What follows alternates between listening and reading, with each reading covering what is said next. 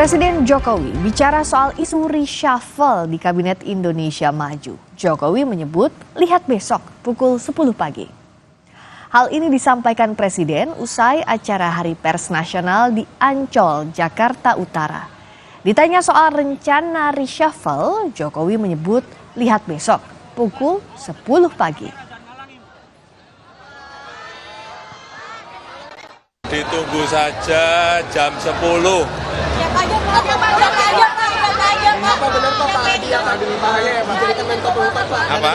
Apa benar Pak Hadi akan menjadi Kemenkopolhukam? Besok dilihat jam 10. Siapa saja Pak undangannya Pak? Siapa yang akan direshuffle Pak?